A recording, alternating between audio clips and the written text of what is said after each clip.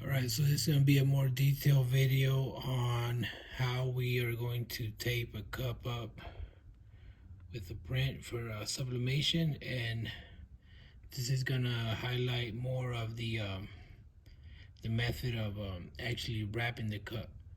So we're going to begin. As you can see here in our print, we have one side that has a gap.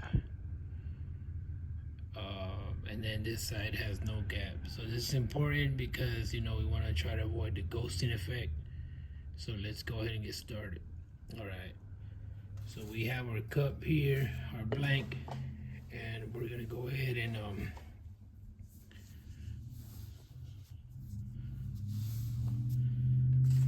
we'll go ahead and start wrapping our cup. So got this nice print here. So we make sure our cup is completely clean. It looks really nice. So wipe it down a little bit.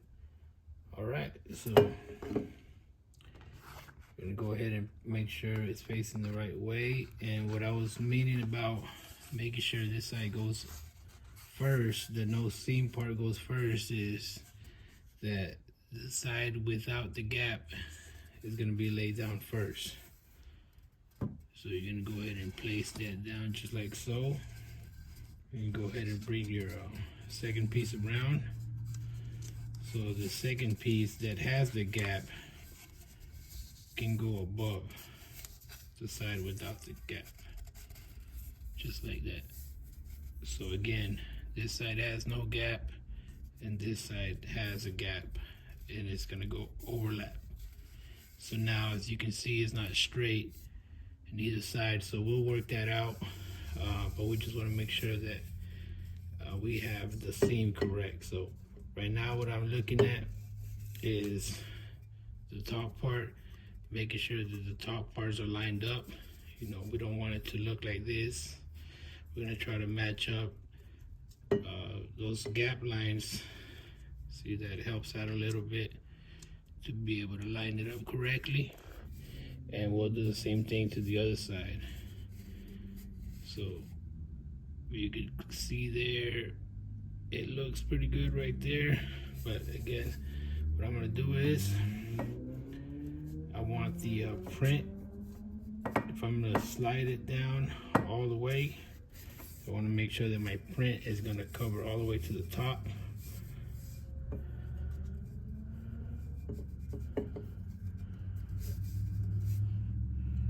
So that should be good right there.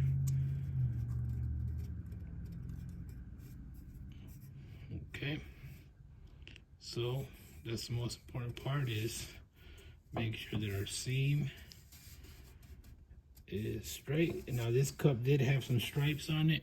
I'm not sure if you can see, but these stripes also help me line it up. So again, if you don't line it up correctly, you will be able to tell right there. What I'm doing right now is I'm kind of putting pressure on the bottom part with my hand, and I am trying to bring the top part back this way. And my hands are dirty because I've been working on my large format printer. Been trying to figure out a way to make it a continuous tank system. I'll get that worked out soon. So right now I put one piece of tape, and I'm gonna go ahead and take a quick look, make sure everything's still lined up. That looks nice right there. Let's look at the other side. That looks nice right there. So you're gonna try to hold it, the whole time you want to try to make sure it doesn't get loose, because you will be able to tell. But if I start in the middle, put one or two pieces of tape going that way, so that's two going that way. Now I'm going to slide my hand this way, and I'm going to go ahead and put a piece here. So notice I'm leaving a gap between each one. That's fine, because I'm going to go back in a minute and cover that gap with some more tape. But I'm just trying to cover as much space as possible while I'm holding it.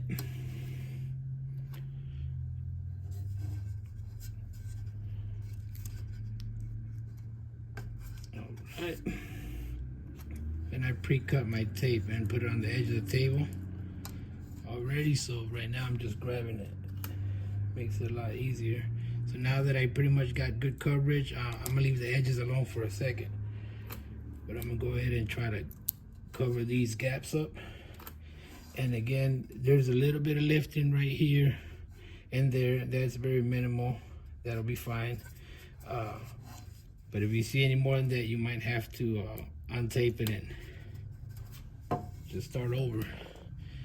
It happens sometimes, you know, but gotta make sure you do it right. Do the best you can, I guess. All right, so here I'm gonna put pressure also. Every time you stick the tape on there, you place it on the top, push on it, and just pull. So that once it sticks, it's applying tension to the print. So, just about done this part here. And you know, I didn't want to do a time lapse on this one. I wanted to make sure that I show the complete process. So after I get that part done, what I do next is I'll get my roller tape and I'll go ahead and for some reason I just like to put one above the center all the way across. Just gives me peace of mind. So make sure everything is sealed off.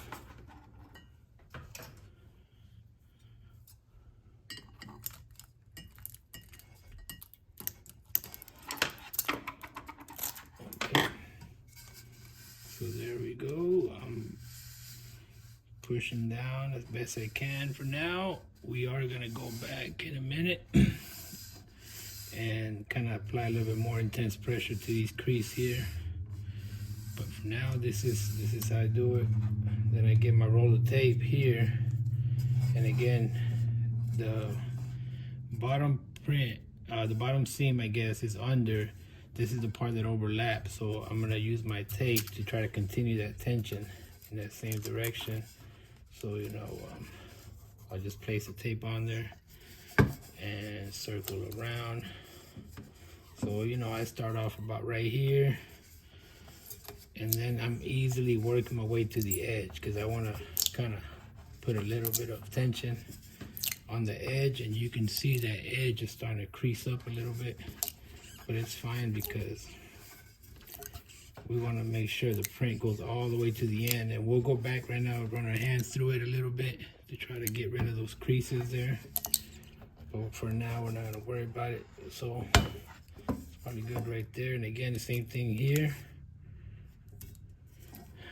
All right, so I'm just gonna start wrapping it around. Circle. I'm still putting tension on it as I'm pulling and turning. I'm putting tension on it.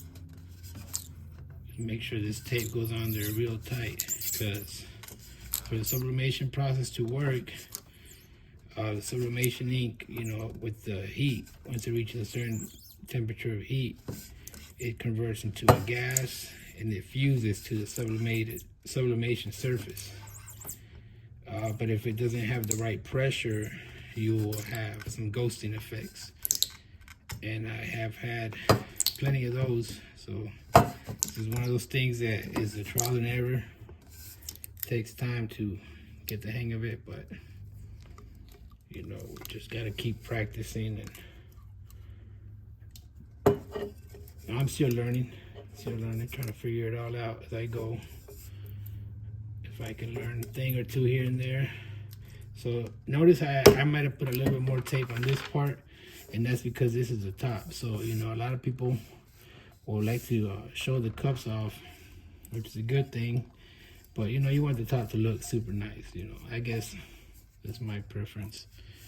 So what I'm doing right now with my thumb is just running across any creases that might have formed there at the edge, and for the most part they'll go away.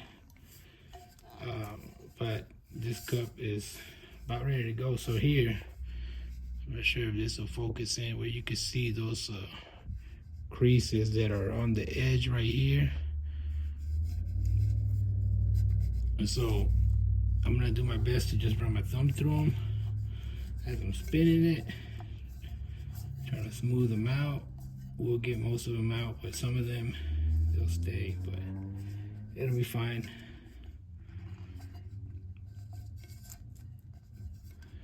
So that's getting pretty good right there. We're gonna do it a couple more times. Let me cut this little part out right here. Right.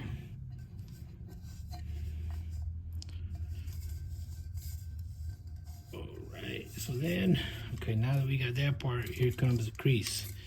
So we're gonna begin by just pushing it down, and then we're gonna use our fingernail here, the thumbnail, to go ahead and push down on this crease where the line is at.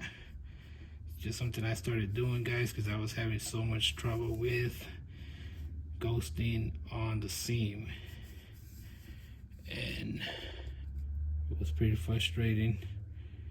You know, I had to remake a lot of cups, but that's just part of it, the learning process. But here, doing this little technique here, it's not 100%, but I noticed that it makes a significant difference. Just taking a little bit of extra time to push down. And man, guys, I apologize for my hands being so dirty. I was trying to fix the ink situation I got with my big printer, and also I'm working on my daughter's car. But you know, it'll be all right. So going back and forth on this seam here.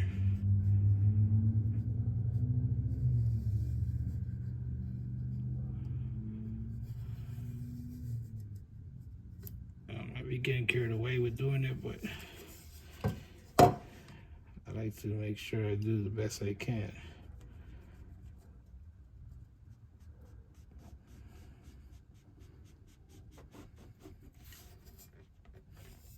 Alright, so check it out. So that seam looks nice. The edges are pretty tight. The print is on there pretty tight.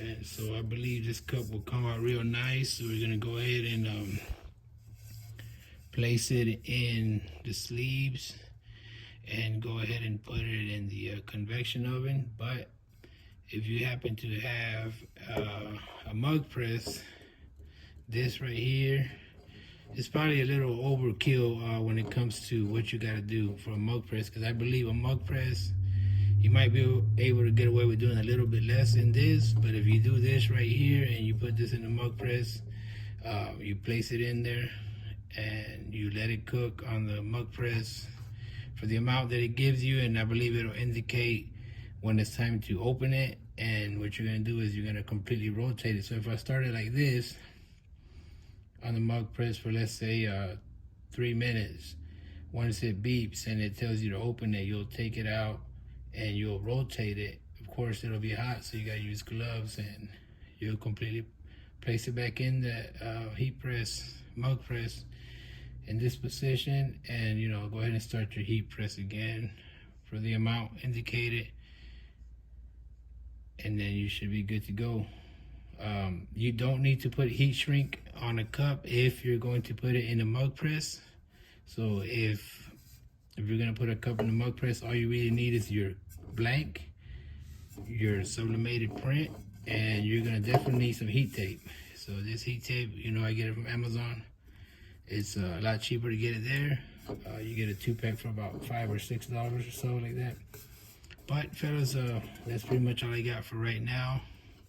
I hope you found this video useful. If you have any questions, please just ask in the comments, and I'll do my best to answer them, or just keep posting more videos. Till then, that's all I got. Peace out.